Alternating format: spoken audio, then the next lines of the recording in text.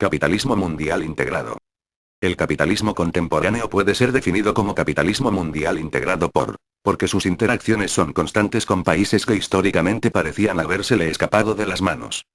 Porque tiende a que ninguna actividad humana en todo el planeta escape a su control. Este doble movimiento extensión geográfica que se encierra sobre sí misma y expansión molecular proliferante es correlativo con un proceso general de desterritorialización. Recompone tanto los sistemas sociales como los sistemas de reproducción en sus propias bases, sobre su axiomática propia. Ciertas formas capitalistas parecen derrumbarse frente a una guerra mundial o una crisis como la del 29, pero luego renacen bajo otras cienas. Esta desterritorialización, recomposición permanente concierne tanto a las formas de poder como a los modos de producción. 1.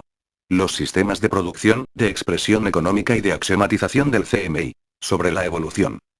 Hoy en día ya no solo no existe una división internacional del trabajo, sino una mundialización de la división del trabajo, una captación general de todos los modos de actividad. El CMI integra el conjunto de sus sistemas maquínicos al trabajo humano, así las reivindicaciones sindicales que apuntan a la reducción del tiempo de trabajo es perfectamente compatible, y no solo compatible sino incluso deseada, para que el trabajador pueda dedicarse a tareas financieramente improductivas pero económicamente recuperables. La revolución informática acelera considerablemente este proceso de integración. Esta integración maquínica implica que se tome en cuenta la modelización de cada trabajador no solo a nivel del saber sino también en el conjunto de sus sistemas de interacción con la sociedad y con el entorno maquínico. La expresión económica del CMI. Los componentes semióticos del capital funcionan siempre en un doble registro, el de la representación y el del diagramatismo. De este modo el capital es una categoría semiótica que concierne al conjunto de los niveles de la producción y al conjunto de los niveles de la estratificación de los poderes. El CMI se inscribe primeramente en el marco de las sociedades divididas en clases sociales, en clases raciales, burocráticas, sexuales, de edad, etc. Y en segundo lugar en el seno del tejido maquínico proliferante. Axiomatización del socius por el CMI. Se caracteriza en el contexto actual por tres tipos de transformación. La clausura deja de poder mantener el impulso expansionista, su campo de acción queda clausurado y lejos de construir un factor de crecimiento, corresponde de hecho a una reformulación radical de sus bases anteriores, que puede desembocar, ya sea en una involución completa del sistema, ya sea en un cambio de registro. El CMI tendrá que encontrar sus medios de expansión y de crecimiento, trabajando las mismas formaciones de poder, retransformando las relaciones sociales y desarrollando mercados cada vez más artificiales. La característica de la crisis actual es precisamente esta oscilación entre la involución de un cierto tipo de capitalismo que tropieza con su propia clausura y un intento de reestructuración sobre bases diferentes, que conduce al CMI a aceptar, tal cual, su finitud y la necesidad de redefinir permanentemente sus campos de aplicación. Fin pues, de los capitalismos territorializados, de los imperialismos expansivos y paso a imperialismos desterritorializados e intensivos. La desterritorialización del capitalismo sobre sí mismo es aquello que Marx había llamado la expropiación de la burguesía por la burguesía. El CMI no es universalista. Pero requiere, sin embargo, una homogeneización de los modos de producción, de los modos de circulación y de los modos de control social. Hoy en día el CMI no posee un centro único de poder, inclusive su rama norteamericana es policéntrica. El CMI instaura su propia democracia interna. Pone en juego sistemas de información y de manipulación psicológica a gran escala, utilizando los medios de comunicación de masa. El poder del CMI está siempre en otra parte, al interior de mecanismos desterritorializados. Esto lo hace aparecer hoy día como algo imposible de aprehender, de localizar y de atacar. Esta desterritorialización engendra también fenómenos paradójicos como el hecho, por ejemplo, de que se desarrollen zonas de tercer mundo dentro de los países más desarrollados y que, inversamente, aparezcan centros hipercapitalistas desarrollados en zonas de subdesarrollo. El sistema general de segmentaridad. Su problema consiste en descubrir nuevos métodos de consolidación de sus sistemas de jerarquía social.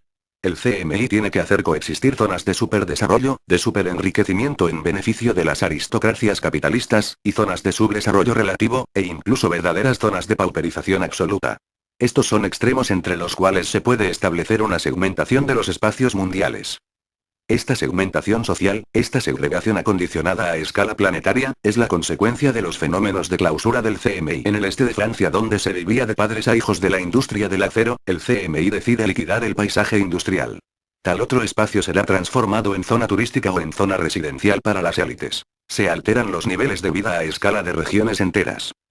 Todos estos axiomas de segmentaridad están conectados entre sí. El CMI no solamente interviene a escala mundial, sino también en los niveles más personales.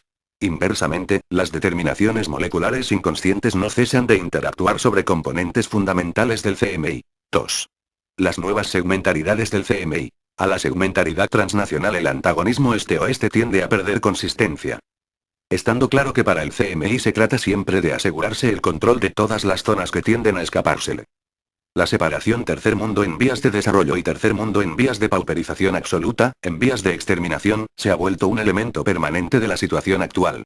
La oposición entre el capitalismo transnacional, multinacional, lobbies internacionales, por un lado, y el capitalismo nacional por otro, ha dejado de ser pertinente desde un punto de vista global.